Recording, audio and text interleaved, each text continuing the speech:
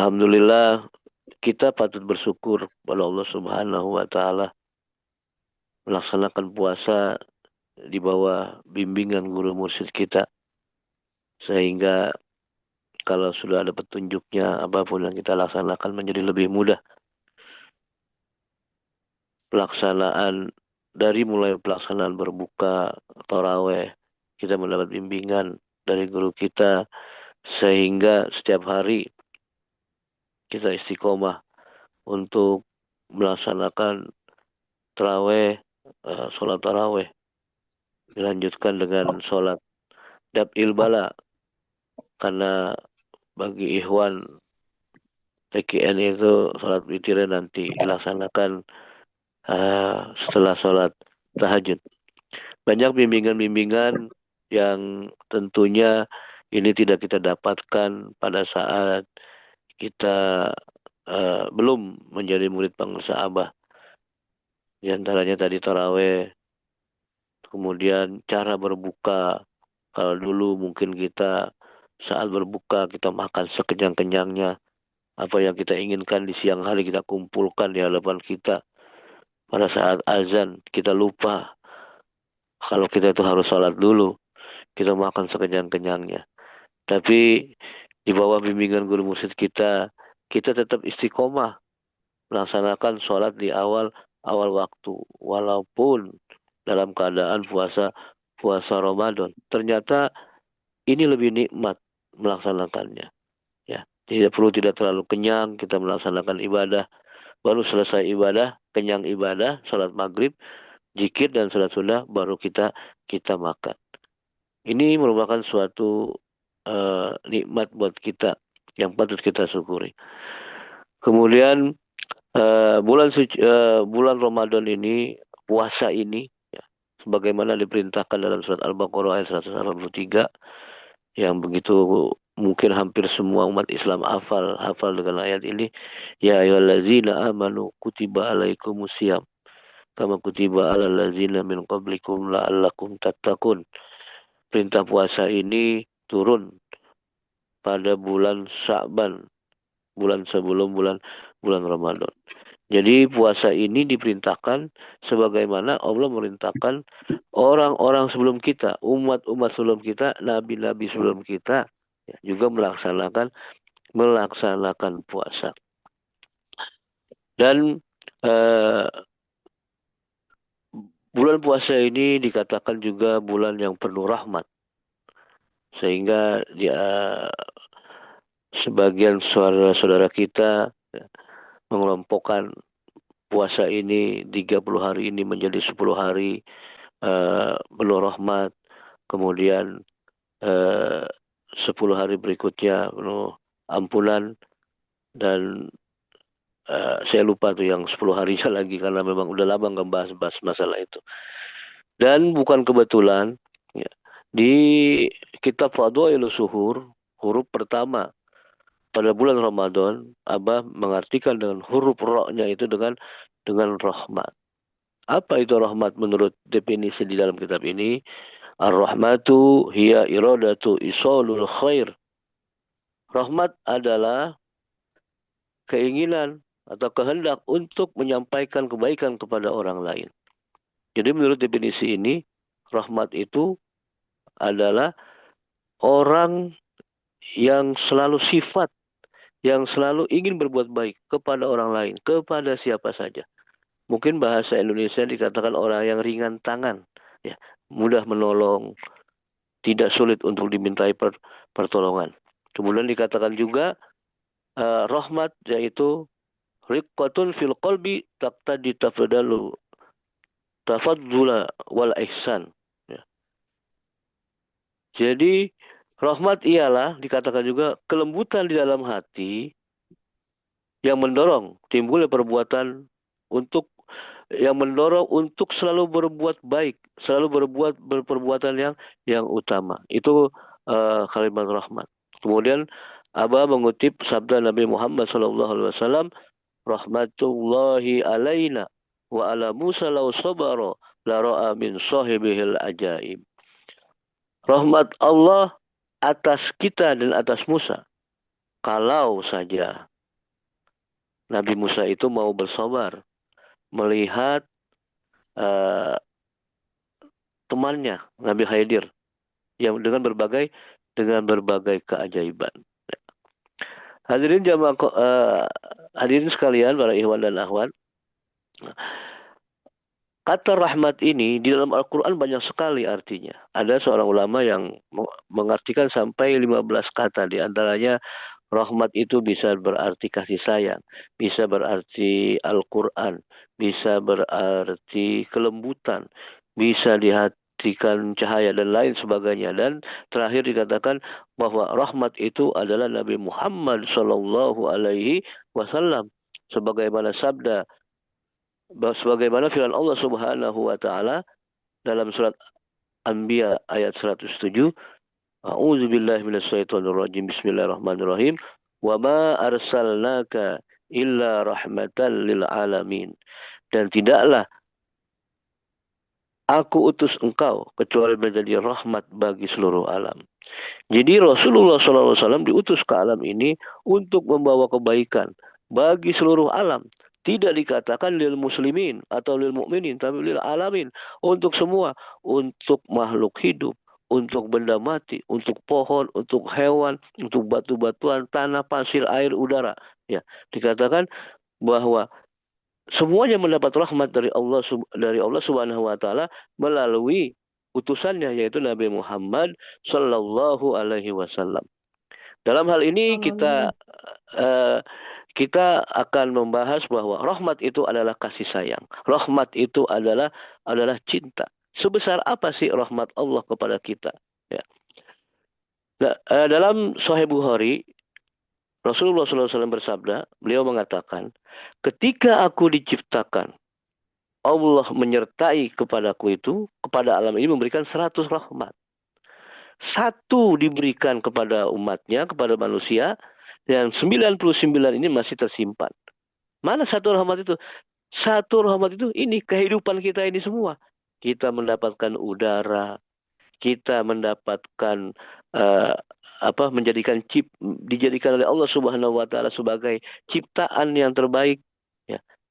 Kita dibisakan hidup, kita dibisakan eh, nikmat melihat mata, nikmat mata untuk melihat, nikmat telinga untuk mendengar, dan nikmat-nikmat lainnya. Seluruh yang ada di alam ini, kekayaan di alam ini, nikmat tumbuh-tumbuhan, nikmat udara, nikmat yang ada di dalam tanah, itu semuanya adalah satu dari 100 rahmat yang diturunkan oleh Allah Subhanahu wa taala ketika Allah Subhanahu wa taala menciptakan Nabi Muhammad Sallallahu alaihi wasallam.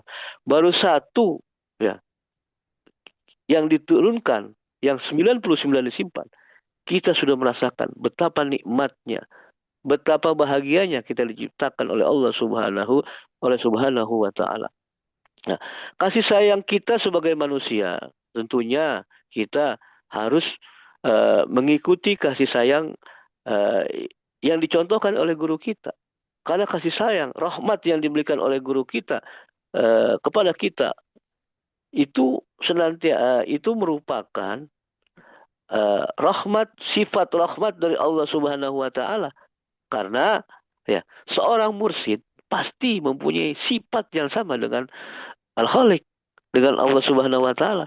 Karena beliau sebagai ahli silsilah nomor satu. Silsilah pertama Allah Subhanahu wa taala. Yang kedua malaikat Jibril. Ketiga Nabi Muhammad sallallahu alaihi wasallam. Maka pada ayat ini wa ma arsalnaka, ini dikatakan oleh para santri dalam ilmu nahu, ini domir mukhatabah. Taknya ini berlaku tidak hanya pada Nabi Muhammad pada saat itu, tapi juga berlaku pada seluruh ahli silsilah sampai ke 38 pengersa Abah. Jadi pengersa Abah dalam hal ini adalah menjadi rahmat bagi seluruh alam. Ya. Jadi kalau kita mencontoh Abah, berarti kita mencontoh kasih sayang Rasulullah Shallallahu Alaihi Wasallam. Sebesar apa kasih sayang guru kita, sebesar apa kasih sayang Nabi Muhammad SAW, sama besarnya dengan kasih sayang Allah Subhanahu wa taala. Nabi Ibrahim pernah menolak orang yang meminta-minta. Seorang kakek umur 70 tahun tidak mengikuti agama beliau, tidak mengikuti ajaran Nabi Ibrahim, masih menyembah patung.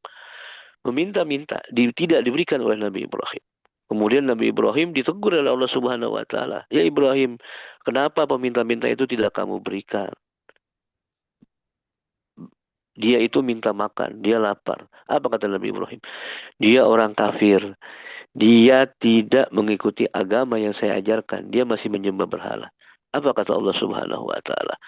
70, karena kakek itu berumur 70 tahun. 70 tahun dia tidak mau menyembah aku, tapi aku masih memberi rezeki kepada dia. Itu rahmat Allah. Ya. Bahkan kepada orang yang tidak menyembah kepadanya, Allah masih memberikan kasih sayang. Inilah dalil kata apa dalam tanbih yang terakhir. Ya, apa? Eh, sayangilah orang yang membenci, itu rahmat tertinggi. Rahmat tertinggi yang dicontohkan oleh guru kita. Nabi Musa pernah ditegur juga. Ketika Fir'aun ditenggelamkan oleh Allah Subhanahu wa taala di laut, diriwayatkan Nabi Musa itu minta tolong kepada Nabi Musa. Karena pada saat itu Fir'aun sudah menyerah. Ya, di Al-Quran dijelaskan bahwa beliau mengatakan, aku menyembah apa yang disembah oleh Bani Israel. Dia mengakui walaupun tidak menyebut Allah. Ya. Nabi Musa ditegur, hai Musa, ketika Fir'aun tenggelam, Fir'aun itu sampai 70 kali memanggil nama kamu.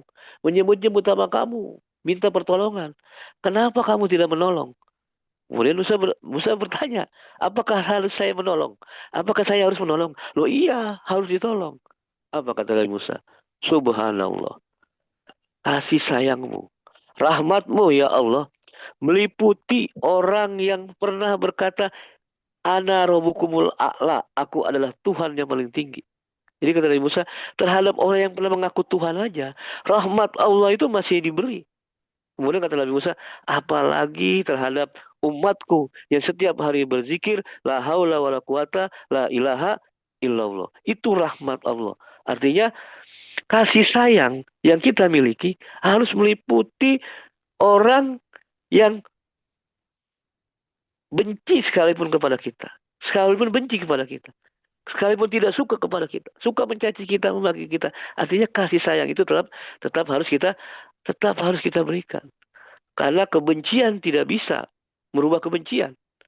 Saya pernah mengutip perkataan seorang pejuang kemanusiaan dari Amerika berkulit hitam, Martin Luther King. Beliau mengatakan, the darkness cannot drive out the darkness. Only light can do that. Hate cannot drive out the hate. Only love can do that. Kegelapan tidak akan bisa mengusir kegelapan. Hanya cahaya yang bisa melakukan itu. Kebencian tidak bisa akan mengusir kebencian. Hanya cinta yang bisa melakukan itu. Jadi kalau cinta, kalau benci harus dibalas dengan cinta. Kalau gelap supaya bisa terang harus dibalas dengan terang. Itu rahmat, itu kasih sayang, itu makna sayangilah orang yang membenci dirimu. Sampai setinggi itu kasih sayang kita kepada manusia, kepada alam ini. Ya, banyak umat manusia yang kasih sayangnya tidak uh, tidak tercurah kepada alam ini. Banjir bandang di Sumatera ini karena manusia tidak mempunyai rahmat kepada alam. Tidak mempunyai kasih sayang kepada alam. Sehingga semaunya merusak alam. Yang akhirnya membawa bencana kepada semuanya. Ya. Coba kalau semua kita manusia ini, umat muslim ini sudah bisa menjadi rahmatan lil alamin. Menjadi kasih sayang bagi alam. Menjadi rahmat. Menjadi penyayang alam ini. Maka apa yang dikatakan, pernah saya ucapkan juga mungkin di sini.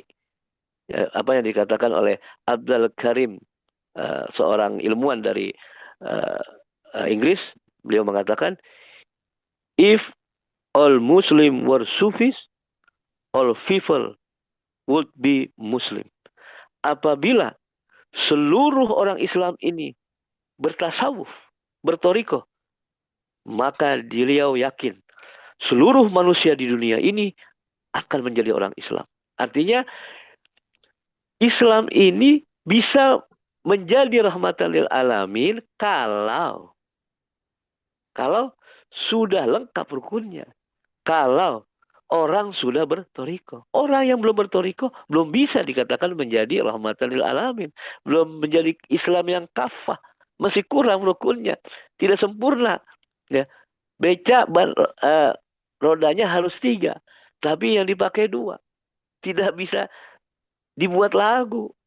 Ya, keliling-keliling kota naik beca gitu kan ada lagunya. Ya, tidak bisa. Harus 3. Rukun agama juga begitu. Harus 3. Kalau sudah 3, iman, Islam, dan ihsan diamalkan, dijalankan, baru sudah menjadi rahmatan lil alamin. Maka alhamdulillah dalam Fadlul Suhur dikatakan ya bahwa rahmat rahmat yang didapatkan oleh orang yang sudah bertoriko adalah karomah dari guru mursyid. Ya. Apa karomah terbesar dari guru mursyid? Yaitu adalah zikrullah. Karomah terbesar dari guru mursyid kepada kita adalah zikrullah. Zikir yang mana? Allazi tasma'uhul hafazuh. Zikir yang tidak bisa didengar oleh malaikat hafazuh.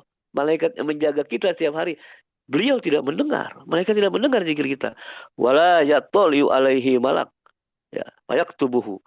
Yang tidak didengar oleh malaikat untuk dicatat. Malaikat pencatat kebaikan tidak bisa mencatat zikir ini.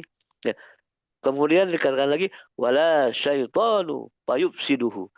Dan setan tidak bisa merusaknya amalan ini. Apa itu? Wa huwa zikrul khamil ay zikril khafi, yaitu zikir khafi. Inilah rahmat terbesar buat kita, khususnya Ikhwan dan Akhwat Thariqah Qadiriyah Sabandia Ma'had Surya Sinar PKN yang sudah ditalkin. Ya, rahmat terbesar, karomah dari guru kita, ya, karomah dalam bentuk zikir hobi. Karena sabda Nabi Muhammad SAW, khairu zikri al-khafi wa khairu rizki ma yakfi. Sebaik-baik zikir ialah zikir hobi dan sebaik-baiknya rizki ialah yang mencukupi. Mudah-mudahan kita semua bisa terus istiqomah mengamalkan, mengamalkan seluruh ajaran Thariqah Qadiriyah Naqsabandiyah Ma'had Surya Layasila sampai PKN. Dan juga kita senantiasa istiqomah melaksanakan kegiatan yang paling dicintai oleh guru kita, yaitu kegiatan manakib.